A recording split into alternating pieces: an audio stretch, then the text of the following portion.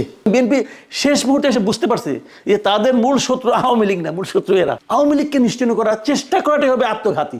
যে সরকার হিসেবে আপনি সাংবিধানিকও না, আপনি বিপ্লবীও না, এবং সবই সরকারের দিক থেকে। সরকারের চাতুর্যের কথা সেটা আমি বলি।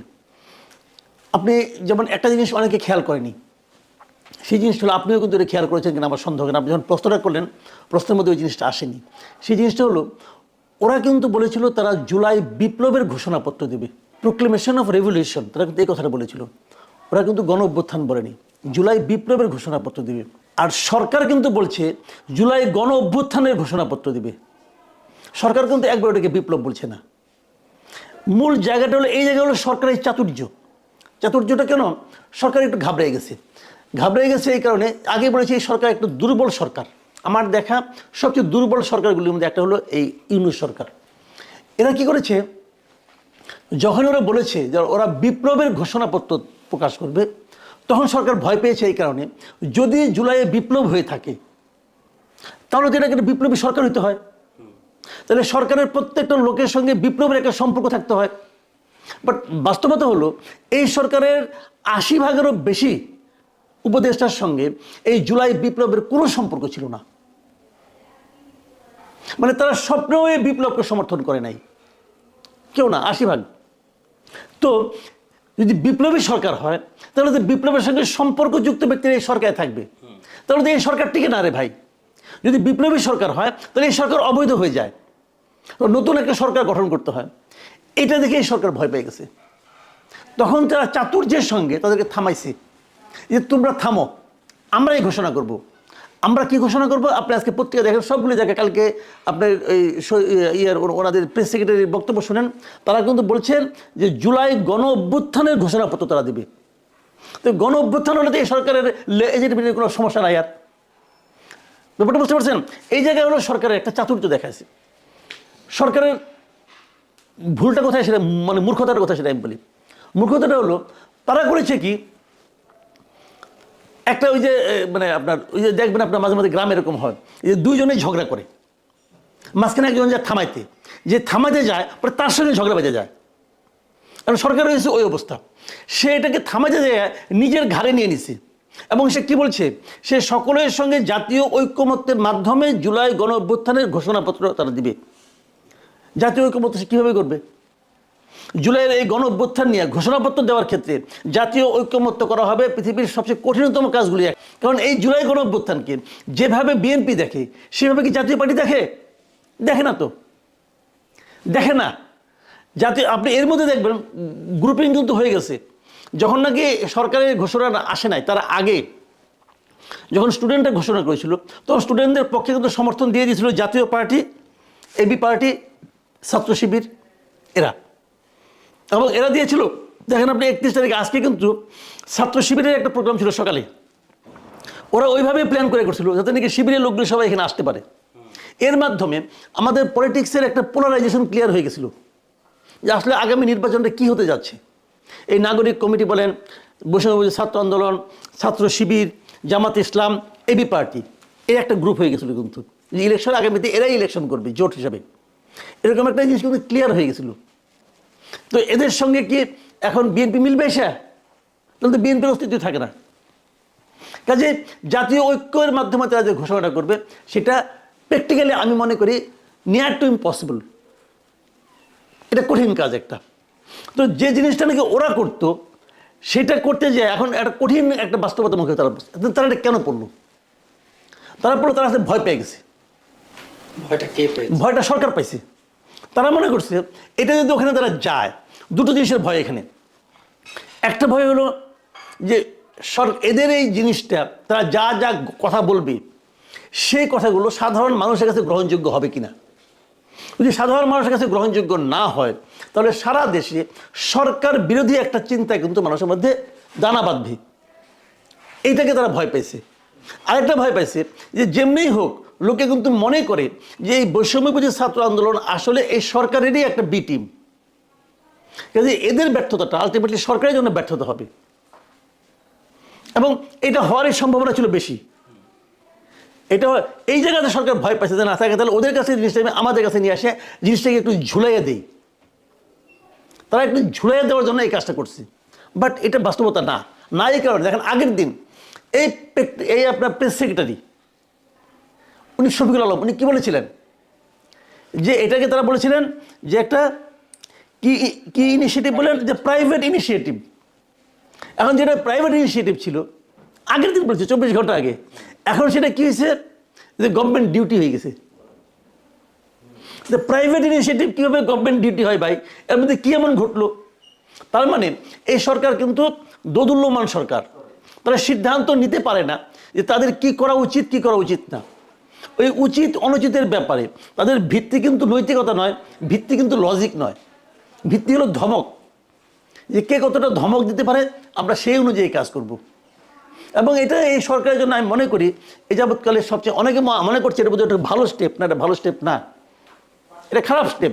কারণ আপনি 5 মাস পরে এসে আপনি ডিক্লারেশন করতে হবে কেন, প্রোক্লেমেশন কেন দিতে হবে 5 মাস পরে এসে? কি লজিক আছে?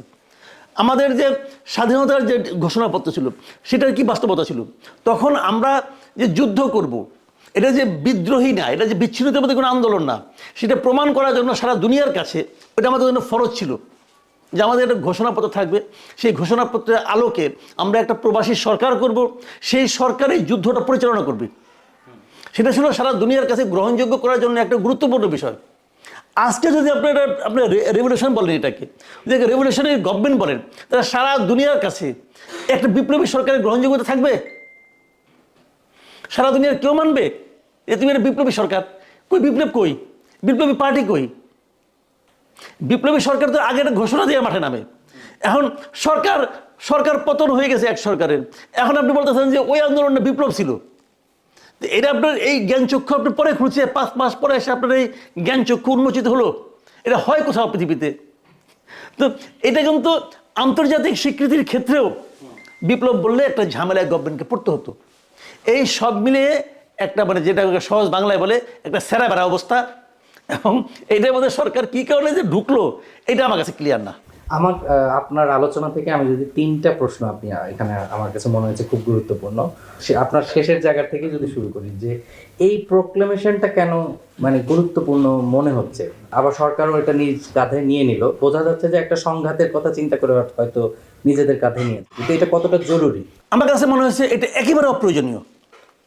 এই সরকারের একটা প্রবণতা আমরা শুরু থেকে লক্ষ্য করছি, তারা মূল কাজ রেখা অপ্রয়োজনীয় বিতর্ক নিয়ে নাড়াচাড়া করতে পছন্দ করে। কেন করে আমি জানি না, এটা শুরু থেকে আমরা লক্ষ্য করছি। মূল কাজে তারা কোনো খবর নাই, বাজার দর কোনো খবর নাই, তারা বসে আছে প্রোক্লেমেশন অফ ইন্ডিপেন্ডেন্স থেকে প্রোক্লেমেশন অফ রেভলিউশন, এখন বলতেছে মানে গণ অভ্যুত্থান। এগুলি কী বলে, কেন বলে? এদের একজন মানে দীক্ষা গুরু আছে, সেই গুরুর কিন্তু আফসোসের শেষ নাই।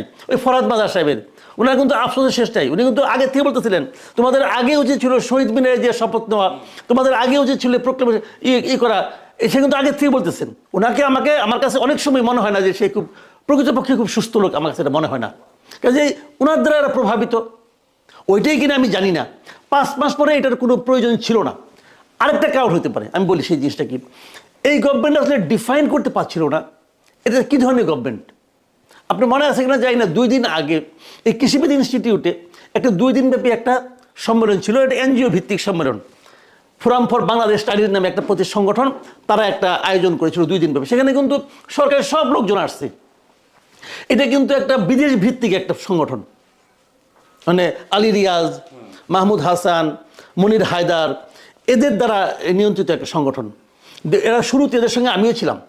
এটা একটা বিদেশ নির্ভর একটা, বিদেশে যারা প্রবাসী দেখবেন বিদেশের থেকে তারা মনে করেন দেশকে তারা উদ্ধার করে দিচ্ছে, দেশে কিন্তু তারা থাকে না। দেশের এই যানজট, দেশের এই আবহাওয়া, দেশের এই জলবায়ু এটা তাদের পছন্দ না। তারা থাকবে বিদেশে, আর ওখানে থেকে তারা বলবে দেশে তাদের চিন্তার কোনো শেষ নাই। তারা দেশের দেশপ্রেমিক, তারা বিশাল দেশপ্রেমিক একজনের, আবার বিদেশের নাগরিকত্ব নিয়ে নেয়। তো এই লোকগুলো ওইখানে যে আয়োজনটা করছিল, এখানে ওই আয়োজন নিয়ে আমি পরে অন্য সময় হলে আলাপ করবো নি। ওইখানে আমাদের নাহিদ ইসলাম সাহেব ছিলেন। ওনাকে একটা প্রশ্ন করা হয়েছিল, আমাদের উপদেষ্টা নাহিদ ইসলাম, যে এটা কী ধরনের সরকার। উনি বলছিলেন এই সরকার না সাংবিধানিক না বিপ্লবী। সরকার হিসেবে আপনি সাংবিধানিকও না, আপনি বিপ্লবীও না, তাহলে আপনি কি শঙ্কর, খচ্চর কি ভাই আপনি? আপনি কি বলেন? আপনি কি সরকারের তো একটা ক্যারেক্টার থাকবে। আপনি যদি বলেন আমি আমার সুবিধা অনুযায়ী সংবিধান মানি, যেটুক মানলে আমার সুবিধা এটুকু আমি মানি, যেটুক মানলে আমার সুবিধা নাই এটুকু আমি মানি না, যদি আপনি বলেন, বলতে পারেন, কোনো সমস্যা নাই। তাহলে আমার প্রশ্ন হলো, যেটুক আপনি না মানেন এটা কি আপনাদের কেউ মানে না? যেটা নাহিদ ইসলাম না মানে সেটা কি ডক্টর ইউনূস মানে না? আবার আপনি না মানলে পরে যদি অপরাধ না হয়, তাহলে যদি আমিও না মানি ওইটাকে অপরাধ হবে? বা এটা আমার বুঝান। আপনি সংবিধান মানেন না, কোনো অপরাধ না। আর নীলফামারীর এক মহিলা ম্যাজিস্ট্রেট, মানে প্রশাসনিক হিসাবে যাকে আমি শিশু বলতে পারি, সেই শিশু আপনার প্রধান উপদেষ্টার সমালোচনা করার কথা, তার চাকরি চলে যায়, মামলা হয়েছে, তার চাকরি চলে গেছে, ওইটা অপরাধ।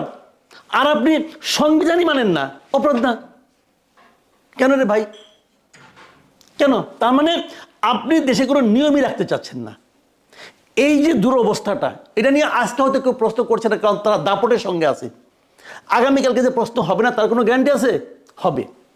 প্রত্যেককে জবাবদিহি করতে হবে। এই দেশে প্রত্যেকটা সরকারের আমলে, প্রত্যেকটা মুহূর্তে, প্রত্যেকটা ব্যক্তির প্রত্যেকটা কর্মকাণ্ডে জবাবদিহি একদিন না একদিন করতে হবে। সেজন্য প্রস্তুত থাকেন আপনারা সবাই। যেদিন আপনি থাকবেন তখন আপনি কী বলবেন? তখন একটা অজুহাত হিসেবে কিছু একটা কাগজ দরকার। এই জন্যে 5 মাস পরে এসে মনে হয়েছে আমরা যদি একটা এরকম প্রোক্লেমেশন অফ রেভলিউশন ক্রিয়েট করতে পারি, আমরা বলতে পারবো ওই ঘটনার পরে এই প্রোক্লেমেশন অনুযায়ী আমরা চলেছি।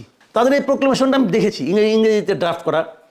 ইংরেজি আমি ভালো বুঝি না, কিন্তু আমার কাছে মনে হয়েছে ইংরেজিটা খুব একটা ভালো হয় নাই। আপনারা যারা বুঝেন তারা তো আরও ভালো বুঝবেন। সে ড্রাফটিং দেখে আমার কাছে মনে হয়েছে এটা কিছু হয় নাই রে ভাই, এটা একটা ছেলে মানুষই কাজ হয়েছে, কার ওয়ার্ক আমি জানি না। তো প্রকাশিত হলে হয়তো বুঝতে পারতাম। এখন এটা কেন? ওই একটা কাগজ দরকার, আমি বলতে পারবো এইটার আলোকে আমি করতেছি, একটা অজুহাত তৈরি করার জন্য। এই সমস্ত অজুহাত শেষ পর্যন্ত ধোপে টিকবে না। আর আরেকটা বিষয় হচ্ছে, আপনি এই আপনার সঙ্গে একমত না?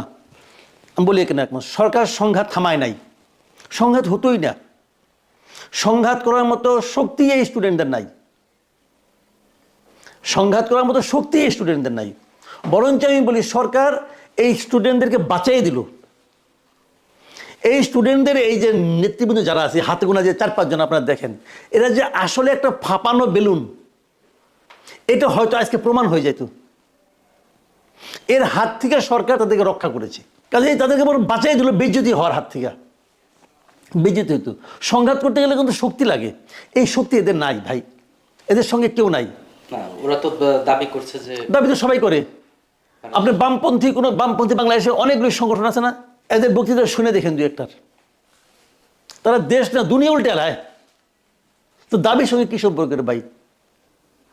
ভোট পায় কয়টা? কিন্তু সেটা অন্য জিনিস ভাই। আপনি যত কিছুই বলেন, মানুষকে মূর্খ বলতে পারেন, কোনো সমস্যা নাই। মানুষ বুঝে না, আপনারা কেউ বুঝে না, এটাও আপনি বলতে পারেন, কোনো সমস্যা নাই। আপনি মহাজ্ঞানী, কিন্তু আপনি কেউ বুঝে না, আপনি কী করবেন?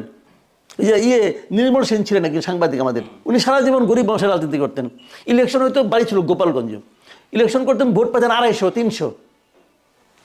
দুনিয়া কিন্তু দুঃখ করে বললেন যে আমি সারা জীবন রাজনীতি করলাম গরিব মানুষের জন্য, কিন্তু গরিব মানুষ আমার ভোট দেয় নাকি? আমাদের বামপন্থীরা কিন্তু সারা জীবন পলিটিক্স করে, কিন্তু মানে একদম মানে ছিন্নমূল মানুষের জন্য, কিন্তু ছিন্নমূলে তো ভোট দেয় না। কেন দেয় না? ছিন্নমূলের সঙ্গে তাদের কমিউনিকেশনটা হয় না, কিন্তু ওনারা মনে করে হয়ে গেছে। তো কে কি বললো, কে কি দাবি করলো, এতে কিচ্ছু যায় আসে না। বিষয়টা হলো বাস্তবতাটা কি? বাস্তবতা নাই ভাই। এখন যে বাস্তবতা ওরা বলে আমরা এখান থেকে এক দফা ঘোষণা করেছি, লাখ লাখ কোটি কোটি লোক ছিল বাস্তবতা। আজকে ঘোষণা করতো, ওরা তো এটা সাথে তুলনা করছে। আমি তো খুব আগ্রহী ছিলাম যে কি হয় আজকে। কিছু ওই শিবিরে কিছু লোক আসতো, আর কেউ আসতো না। তাও শিবিরের লোকগুলো আসতো কেন? ওই যে ওখানে আপনার তাদের একটা আজকে প্রোগ্রাম ছিল, যেন আসতো। আর সারা দেশ থেকে কিছু লোক আনানো হয়েছিল। এই প্রশ্ন তো এখন উঠেই নাই, উঠবে কয়দিন পরে। এই যে সারা দেশ থেকে লোকগুলো আপনি আনছেন, বিরিয়ানি প্যাকেট ট্যাকেট দিয়ে আনছেন, টাকাটা পালেন কই ভাইয়া? আপনাদের ইনকামটা কি? আপনাদের ইনকামটা কি বলেন? যে ছাত্র বৈষম্যমূলক ছাত্র আন্দোলন, ওদের ইনকামটা কি? রূপায়ণ টাওয়ারে তারা পুরো একটা ফ্লোর নিয়ে অফিস বানাইছে। ইনকামটা কি আপনারা বুঝান আমারে? ইনকামটা কি? সদস্যদের চাঁদাও তো হতে পারে। কে সদস্য? তাদের কত টাকা চাঁদা পায় দেখাক না। রূপায়ণ টাওয়ারে 5 স্কোয়ার ফিটের ভাড়া কত? আপনি বলবেন যে রূপায়ণ টাওয়ারের মালিক তাদেরকে দিয়েছে। কেন দিয়েছে রূপায়ণ টাওয়ারের মালিক? কেন দিয়েছে? ওরকম উত্তর তো ওবায়দুল কাদের দিয়েছিল। 30 লাখ টাকা দামের ঘড়ি বলছিল আমাকে আমার বন্ধুরা গিফট করেছে। তো আপনি যখন নাকি মন্ত্রী না হয়েছেন তখন তো গিফট করে নাই।